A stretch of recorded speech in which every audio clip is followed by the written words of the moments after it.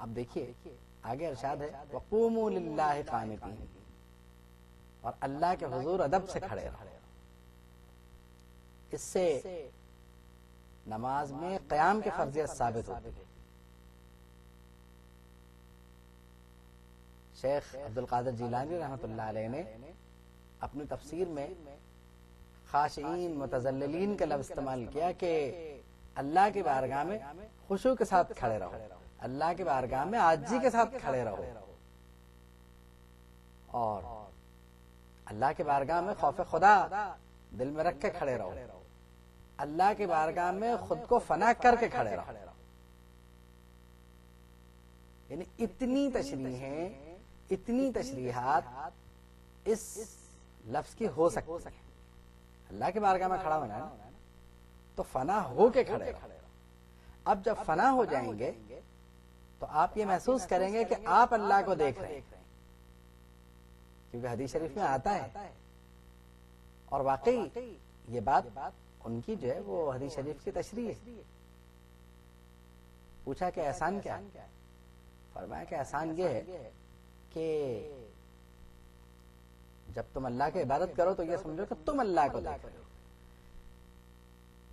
تو اب بظاہر کیا ہر صورت میں یہ بات ناممکن ہے انسان کے لیے کہ وہ یہ سمجھے کہ وہ اللہ کو دیکھ رہا ہے، لیکن جو خود کو فنا کر لے گا اللہ کی محبت میں اور اللہ کی بارگاہ میں ادب سے کھڑا رہے گا، اللہ کی بارگاہ میں خشوع کے ساتھ کھڑا رہے گا، اللہ کی بارگاہ میں اپنے آپ کو کمتر سمجھ کے کھڑا ہوگا، تو وہ یقیناً انشاءاللہ اس مقام پہ فائز ہو ہی جائے گا، کیونکہ حدیث شریف میں آیا ہے۔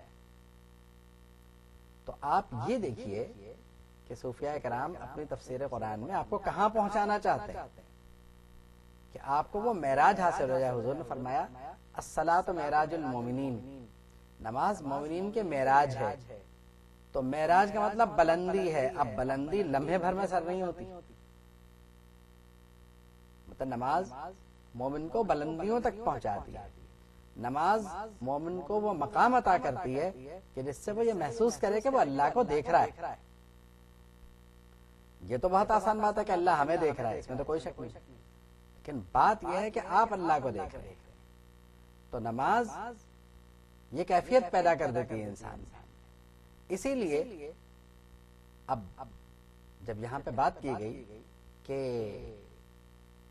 تو انہوں نے یہ کہا حافظوا علی الصلوات، تو فرمایا کہ اے وہ لوگ جو اپنے نفس کو ہلاک کر چکے ہو، یعنی اپنی نماز کی پابندیاں کرو، اللہ کی بارگاہ میں خشوع کے ساتھ، عاجزی کے ساتھ، زاری کے ساتھ کھڑے رہو اور فنا ہو کر کھڑے رہو۔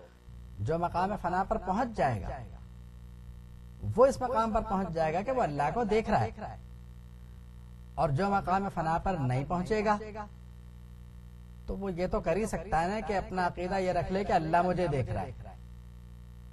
تو وہ عارفوں کا مقام ہے کہ ہم اللہ کو دیکھ رہے ہیں، اور یہ ہمارا مقام ہے کہ اللہ ہمیں دیکھ رہا ہے، کیونکہ خوف دو بنیادوں پہ ہوتا ہے۔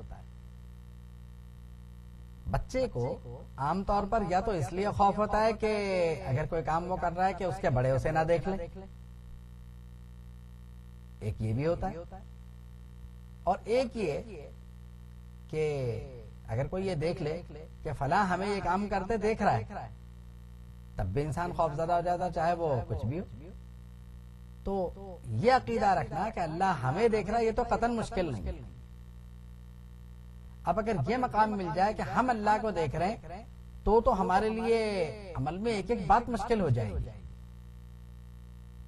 کیونکہ عام طور پر قاعدہ یہی ہے کہ مثال کو یوں سمجھ لیجئے کہ اگر ہمیں اپنے کسی بڑے کے سامنے کوئی کام کرنا ہے تو اب اس کا ادب بھی ملحوظ رہے گا، کیونکہ وہ ہمارے سامنے، ہم اسے دیکھ بھی رہے ہیں کہ وہ ہمیں دیکھ رہا ہے۔